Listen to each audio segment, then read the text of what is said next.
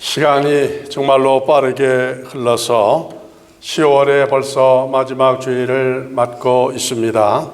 오늘도 예배 받으시기를 기뻐하시는 하늘에 계신 하나님 우리 아버지께 마음과 정성을 모아서 신령과 진정으로 드리는 거룩한 예배를 통하여 영광 받으시길 원하며, 또 우리들에게는 하늘의 위로와 은사, 회복과 건강, 가정과 생업, 그리고 여러분의 자손과 교회 복으로 함께 하시기를 주님의 이름으로 축복합니다. 오늘은 교회의 생일, 특별히 개신교회의 전 세계 생일입니다. 교회를 말할 때 두 가지로 분류가 되어집니다. 우리 교회가 속한 개신교회, 이를 다른 말로는 개혁교회라고 말하기도 합니다.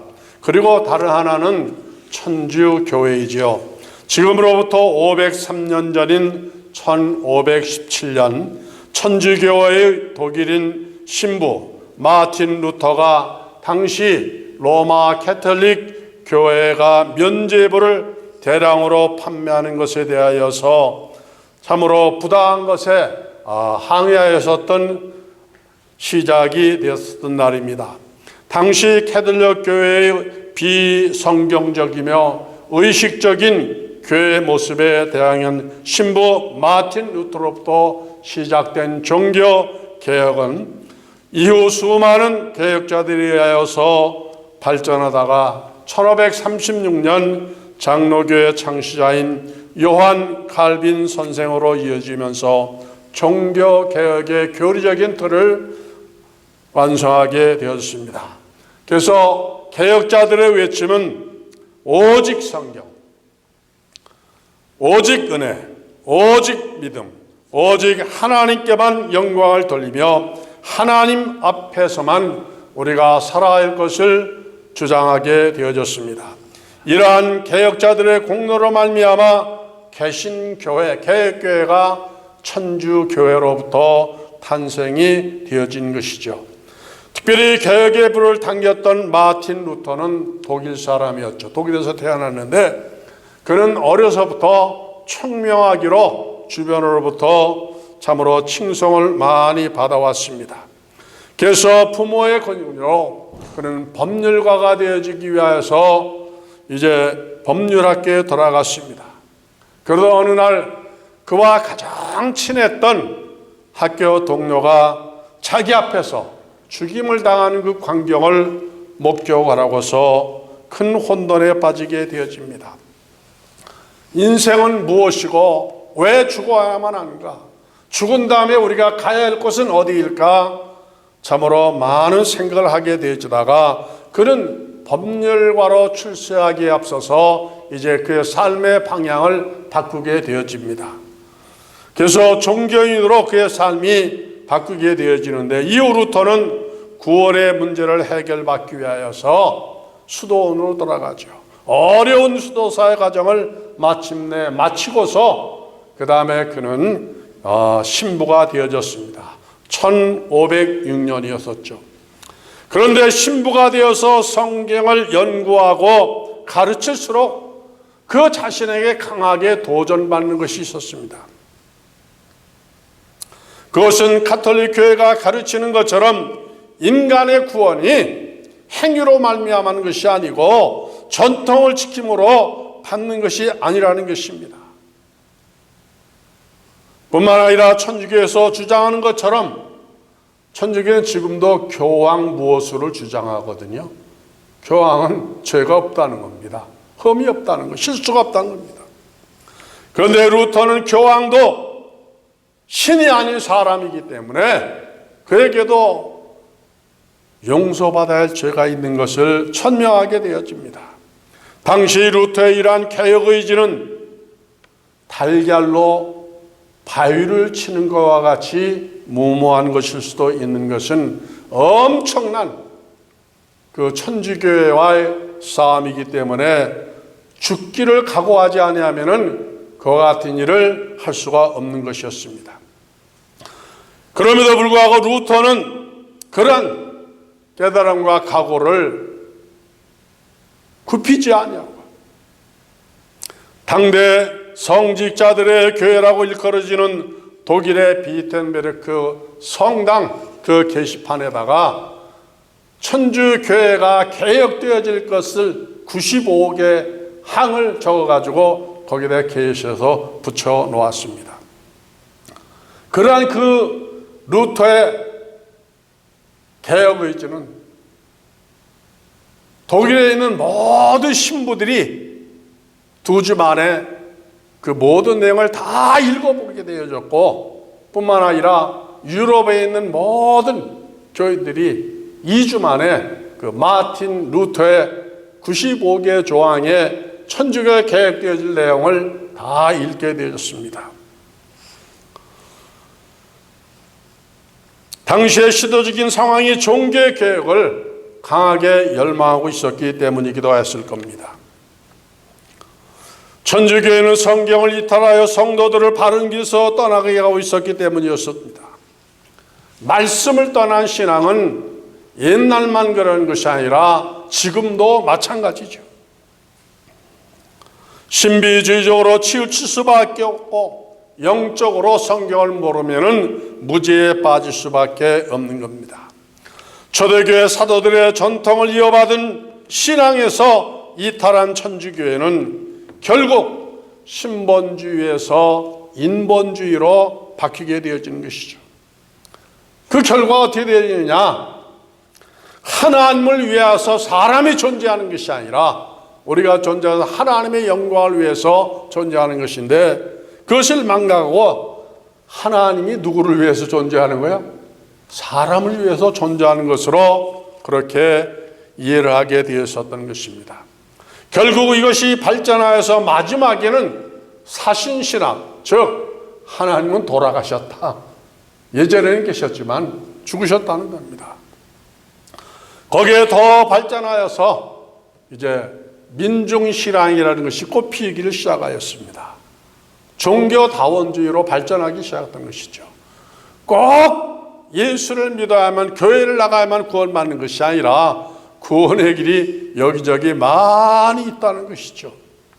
놀라운 사실은 지금 개혁교회에는 일부의 참으로 지도자들 가운데서도 이런 그 주장과 가르침을 따라가는 사람이 없지 않아 있는 것을 우리가 보고 있습니다.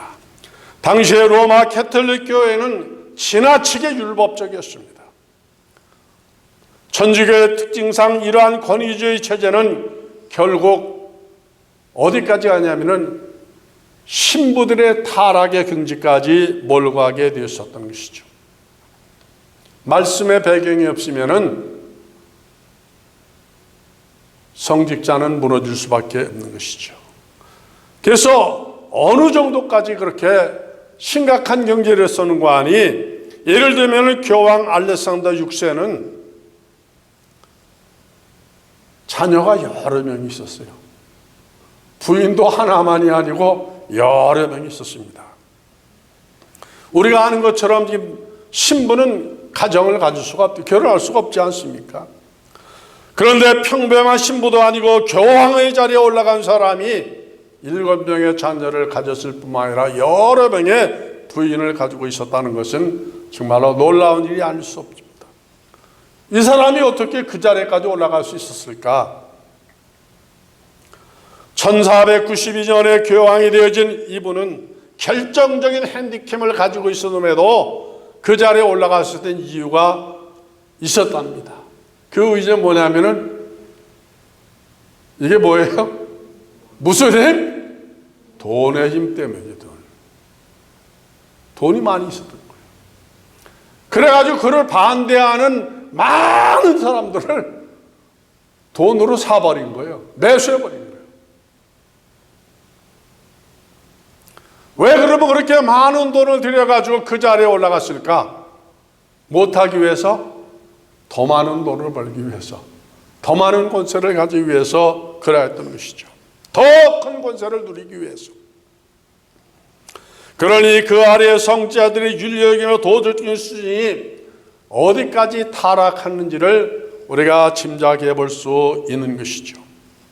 결국에는 신부들의 인기가 높아지니까 부자들이 자기도 그걸 하고 싶어서 돈을 주고 성직을 막 사고 파는 그와 같은 일이 빈번하게 발생하지 않습니까? 그러한 일은 지금도 이어지고 있어요. 예를 들면은 한국에도 보면은 각 교단마다 이제 총회장이 있는데 매년 총회장 선거가 되어지면 요즘은 얼마인지는 모르겠습니다만은 제가 한국에 다닐 때 한 십수년 전만 하더라도 우리 교단의 총회장이 되려면은 10억이 있어야 되어지고 다른 교단의 총회장은 그보다 더 많은 20억을 써야 된다는 말도 들려졌습니다.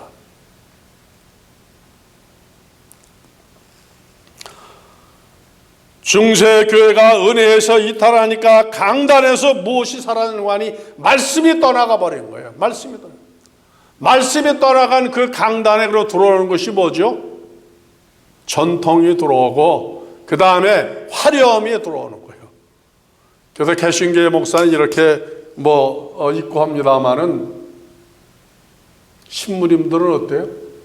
복장이 멋있죠. 천사의 모습 같습니다. 예? 여기도 참 좋은 거 쓰시고, 예? 그냥 금단장도 하시고, 얼마나 멋있는지. 교황은 또 얼마나 멋있어요. 그것도 안 되지니까, 또 성당에 들어가 보면은 화려하게 울긋불긋한 거, 천사들도 있고, 여러 가지 형상들이 많이 있지 않습니까? 그것도 부족하니까 성당을 지을 때 시시하게 짓지 않냐고 어마어마하게 큰 규모로 막 지는 거죠. 몇백 년씩 지어서 짓는 성당도 있지 않습니까? 사람이 떡으로만 사는 것이 아니라 하나님의 입으로 나오는 생명의 말씀으로 살아야 하는데 그렇지 못하는 겁니다. 그러다가 중세 많은 사람들에게 참으로 큰 충격을 준 사건이 일어나는데 그것이 무엇인가 하니 이 지구상에 현존하는 천주교의 건물 가운데 제일 큰 건물이 어디 있는지 아세요? 오늘 성경에도 우리가 로마가 나왔는데 로마의 중심부에 있는 그 건물이 무슨 건물이죠? 천주교의 건물인데 이게 베드로 성당 아니 베드로 성당. 저도 그 베드로 성당을 2번 들어가 보았는데 이야 얼마나 화려하고 얼마나 꾸며갖고 장엄한지 말로 다 알 수가 없어요. 그거를 짓기 위해서 보통 돈 가지는 지을 수가 없으니까 어떻게 해서 그 돈을 충당하랬느냐? 1510년 교황 주리우스 2세는 로마 베드로 성당을 짓기 위하여서 아이디어를 내는데 무슨 아이디어를 내느냐? 면죄부라는 아이디어를 낸 거예요.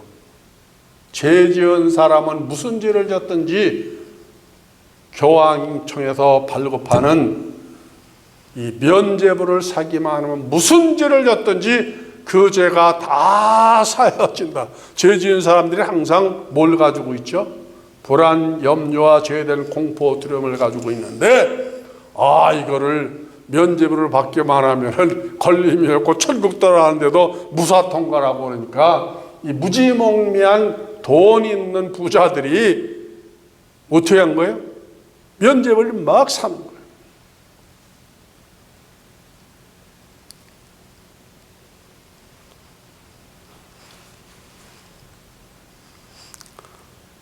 더 놀라운 것은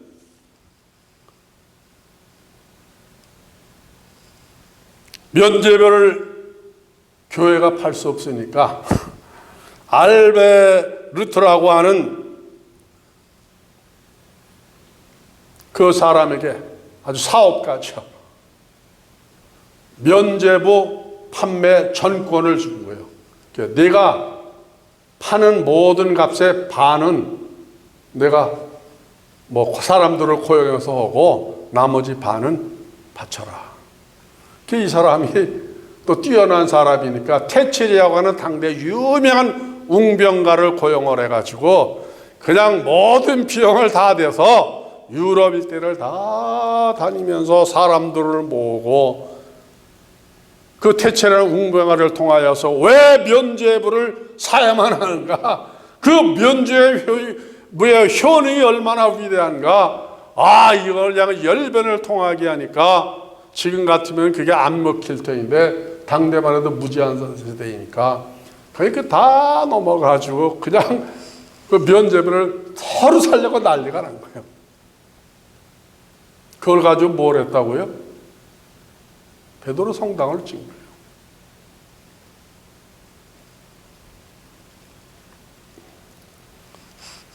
그때 생겨난 유명한 구호가 있죠.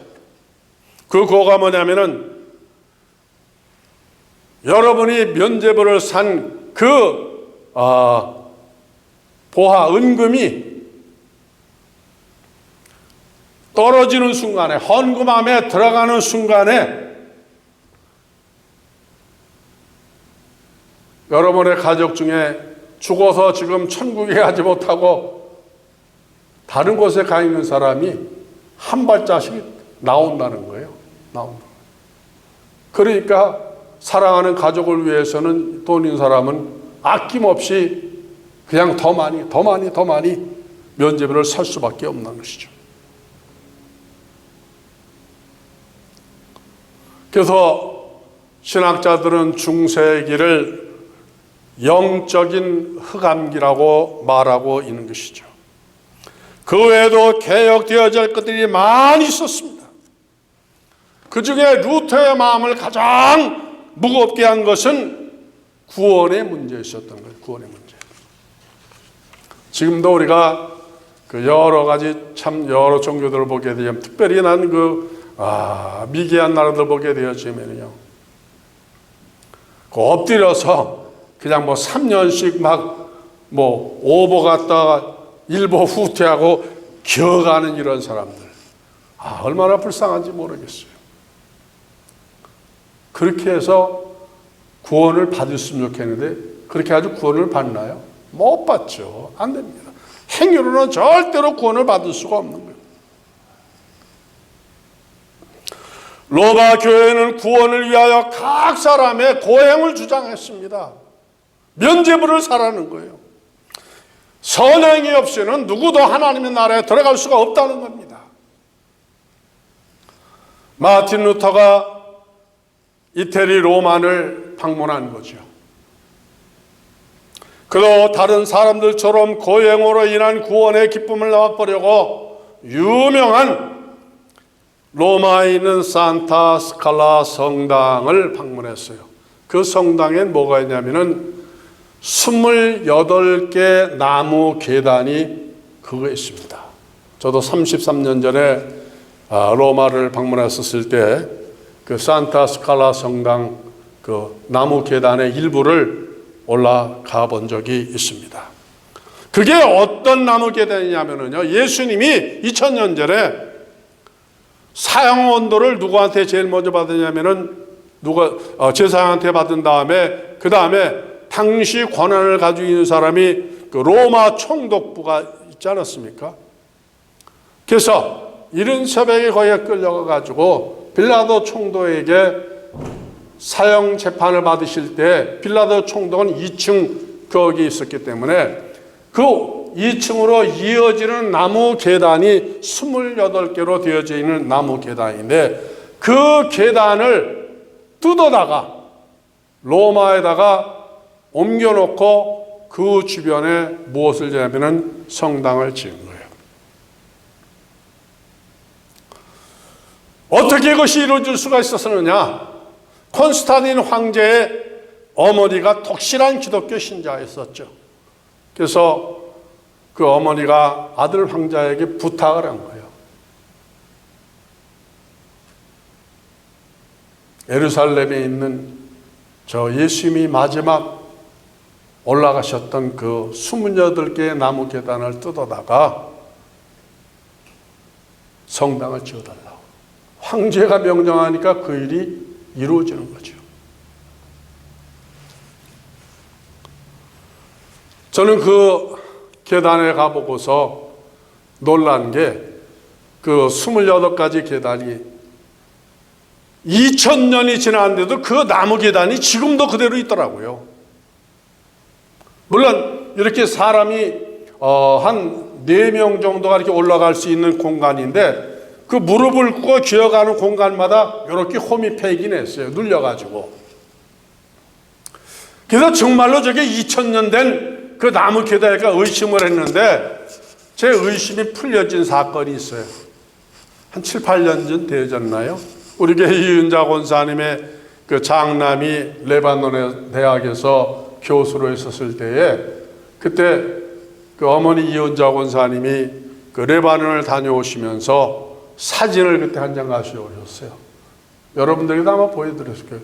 근데 그 사진이 어떤 사진이냐면은 물레방아 사진을 가져왔는데 우리가 아는 물레방아 사진보다도 한 6, 7배는 큰 규모, 아주 2층 집만한 그런 그 물레방아, 계속 돌아가는 물레방아요.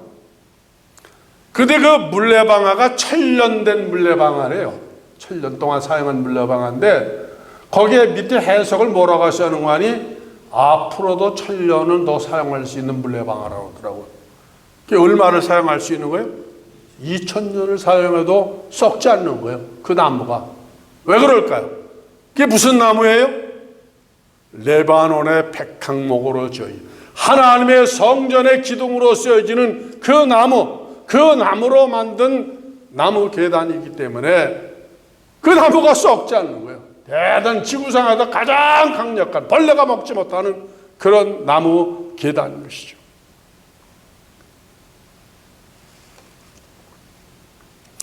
지금도 가면은 그 천주교인들이 얼마나 그 계단을 가기 위해서 많은 사람이 몰려오는지 보통 인내 가지면 차례가 돌아오지는 않습니다.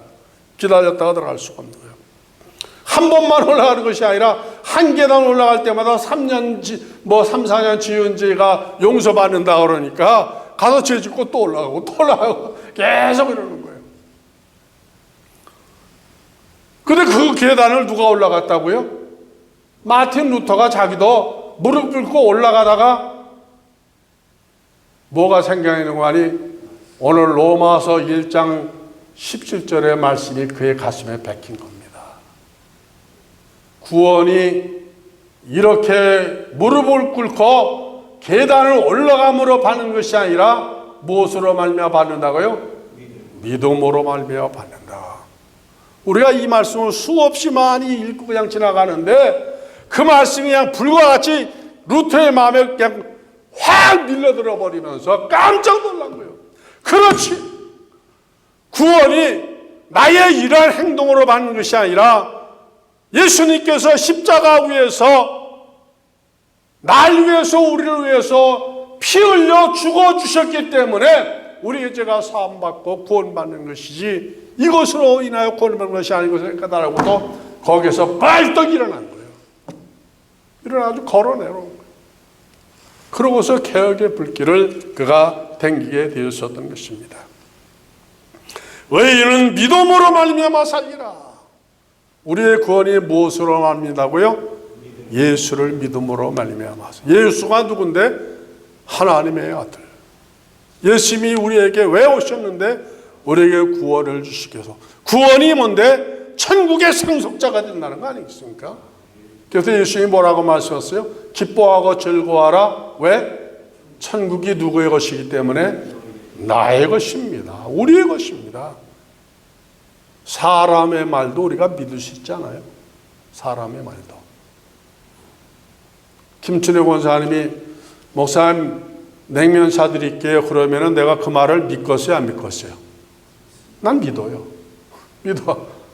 그런데 누가 한 말씀인데? 하나님이 우리에게 주신 말씀, 예수님이 우리에게 주신 말씀, 기뻐하고 즐거워하라. 내가 너에게 무엇을 주신다? 영원한 생명을 주신다. 천국을 주신다 했으면은 그 말이 믿을 말이에요? 의심할 말이에요? 100% 믿는 말이죠. 100% 믿는 말.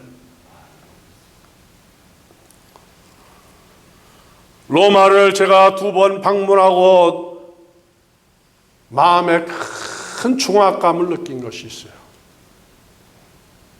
교황청 건물은 로마 중심부에 있어요.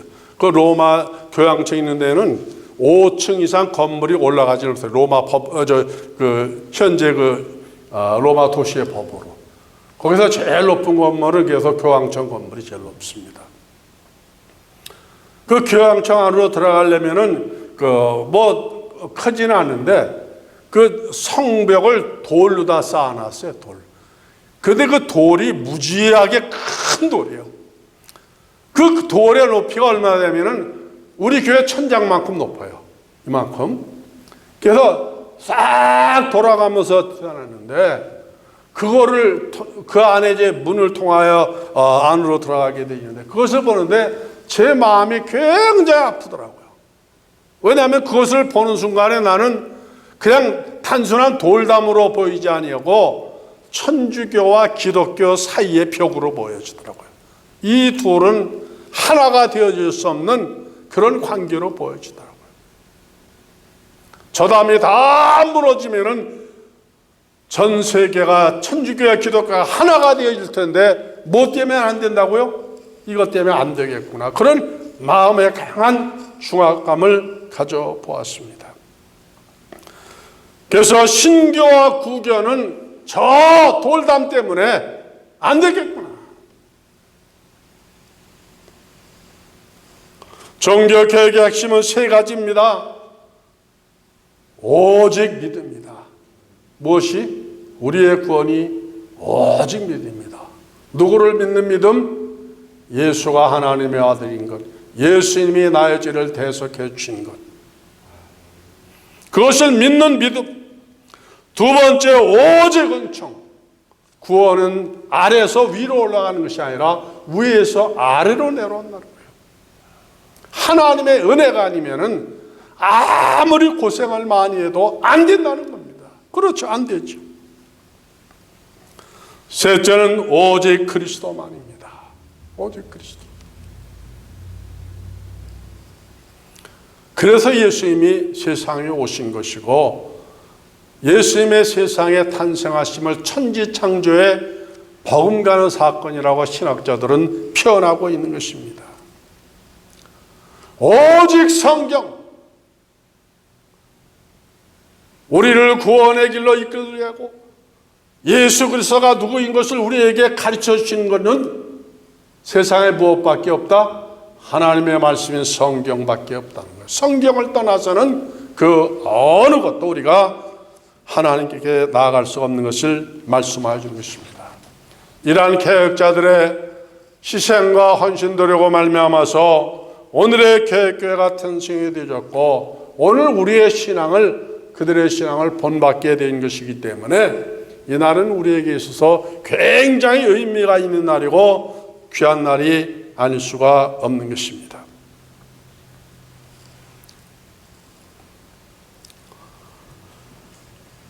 다시 말해서 전 세계 교회 개신 개혁교회 생일이 언제라고요? 오늘이기 때문에 그래서 종교개혁주의를 우리는 지킬 수밖에 없지만은 우리와 다른 천주교에서는 이 날을 어떻게 한다고요? 안 지키죠. 무시하죠. 기념하지 않습니다. 이게 다른 거예요. 천주교와 우리가 다른 것. 우리는 지금도 신앙과 행위의 유일한 법칙이 하나님의 말씀인 성경이 참으로 우리에게 큰 은혜와 축복인 것을 감사하지만은 그러나 천주교에서는 말씀보다도 누구를 더 위에 놓는다고요? 교황을 더 놓고. 그래서 성경 외에 다른 경을 가지고 있는 것이죠.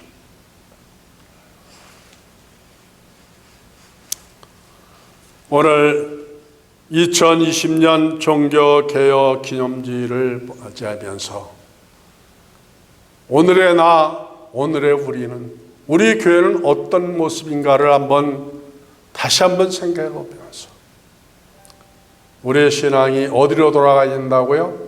성경으로 돌아가고 오직 주님만 사모하며 그 은혜를 힘입으며 말씀 중심의 예배 중심의 삶을 사는 우리가 되어지시기를 주님의 이름으로 축복합니다. 기도하겠습니다.